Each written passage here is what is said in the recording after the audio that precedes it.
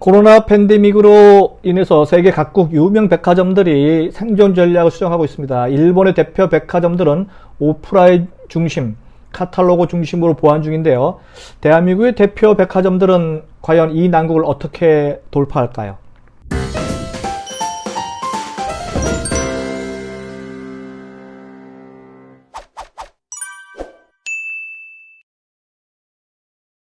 안녕하세요. 유통구단 김앤커머스 대표 김영호입니다. 지난 시간에 이어서요, 팬데믹으로 온 오프라인의 위기의 백화점들은 과연 어떤 전략을 채택하고 있는지 한번 알아보도록 하는 두 번째 시간입니다. 일본 백화점부터 봐야겠죠.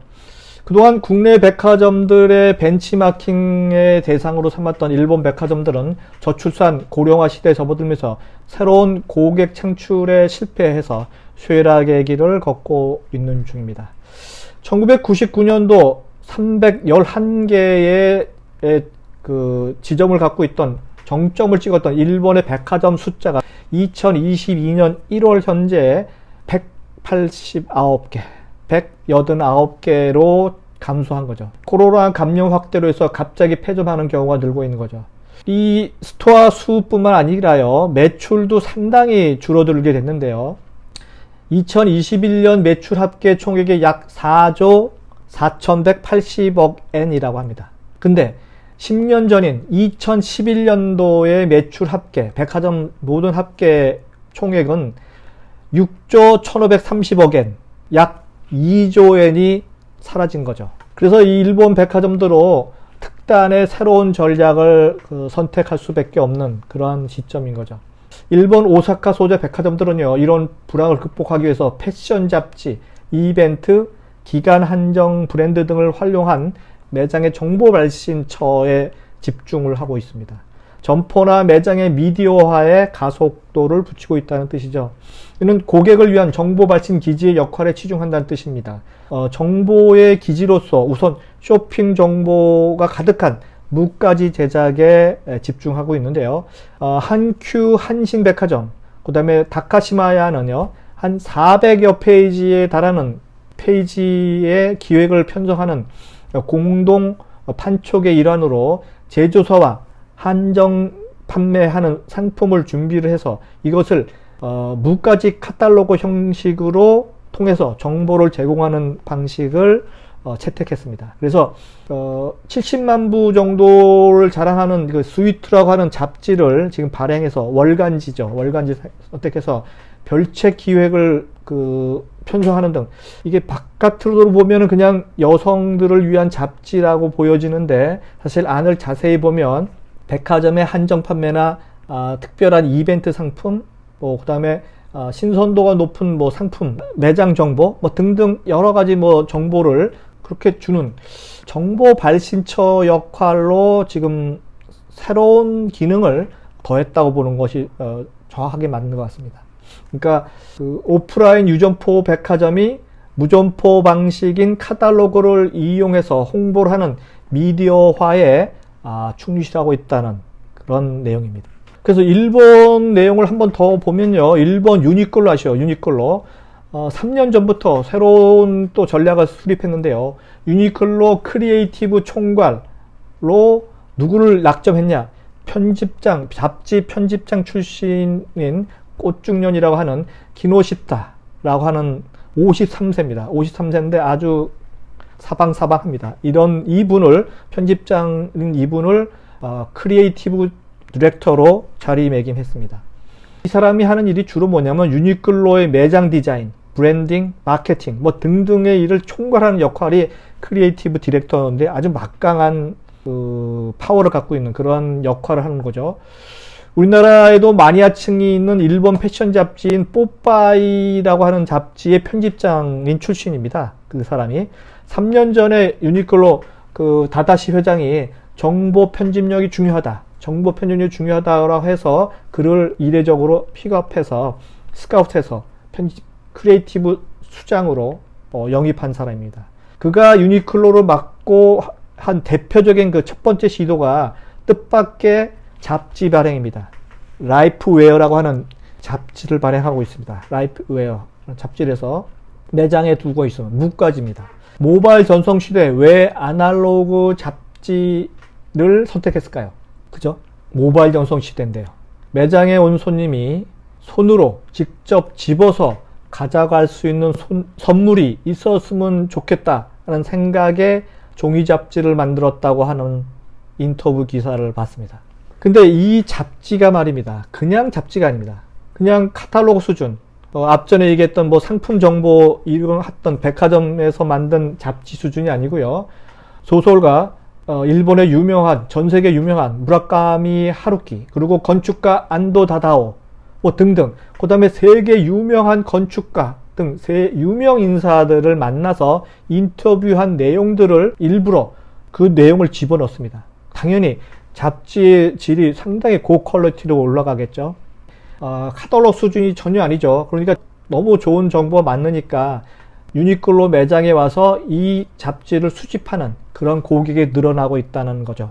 여러분도 아시다시피 지금은 정보가 넘쳐나는 세상입니다. 정보에 넘쳐나지만 사실은 정보의 빈곤을 종종 느끼지 않습니까?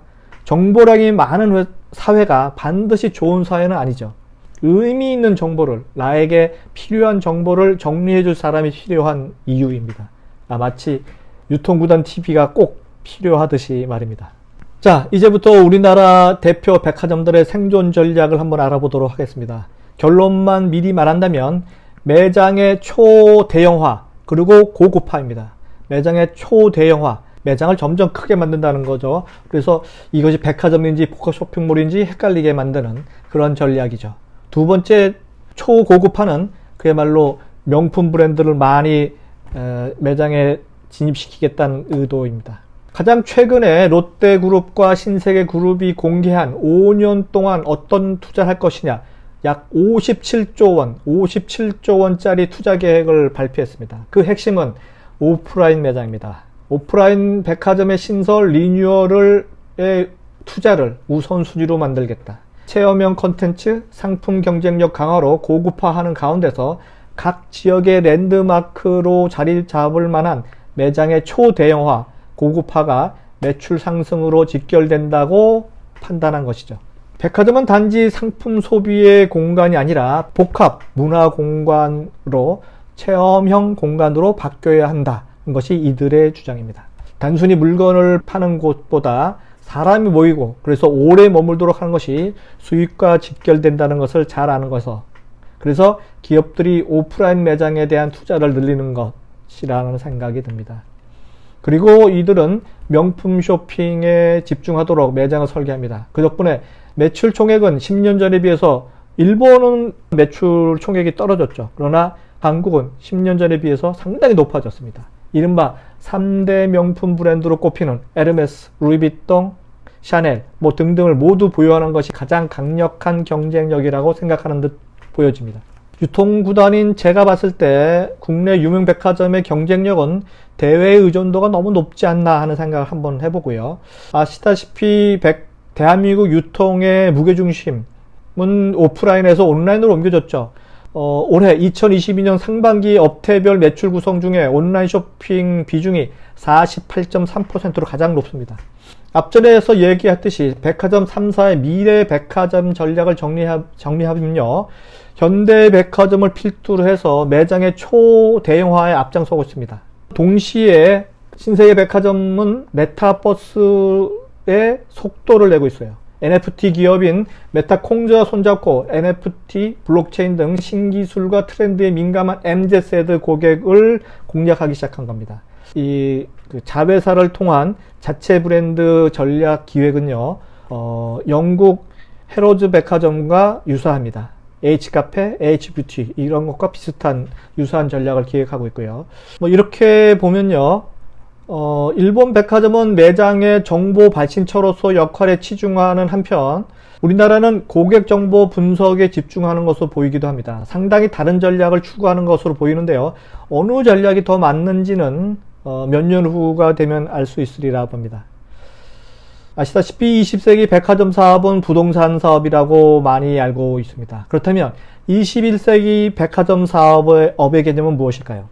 향후 대한민국 유통을 이끌어갈 대표 주자인 백화점 업태가 시금석이 될 가능성이 높기 때문에 상당히 새롭게 조명해야 될 부분이 아닌가. 그래서 업의 개념을 새롭게 해석하는 것이 중요하지 않나 저는 주장하는 바입니다. 그래서 유통구단 김영호가 제안합니다. 21세기 백화점 사업 업의 개념은 결론은 미디어업이다. 미디어업.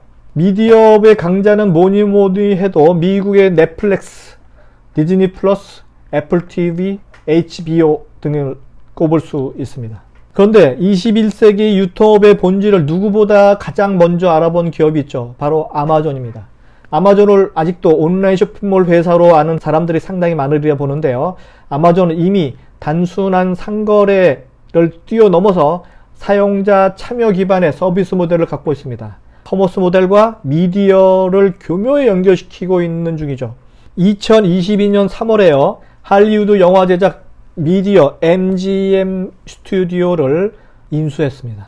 자그만치 10조 원, 한화로 10조 원의 비용을 들여서 이 MGM 스튜디오를 매입했습니다. 이 MGM 인수를 통해서 자사 인터넷 동영상 서비스인 프라임 비디오의 경쟁력을 강화해서 이 시장에 넷플릭스를 넘어서 뛰어넘겠다는 포부입니다. MGM 인수는 OTT 서비스를 강화해서 무료 배송과 가격 할인을 제공하는 자사 온라인 쇼핑 멤버십 프라임 멤버십 회원들에게 프라임 비디오 구독권을 무료로 제공하면서 쇼핑과 콘텐츠의 시너지의 효과를 내는 기업으로 변신하고 있는 중입니다. 이제 조금 이해가 가십니까? 유통업은 미디어업이다 라고 제가 주장하는 이 내용을 이해하시기 바랍니다.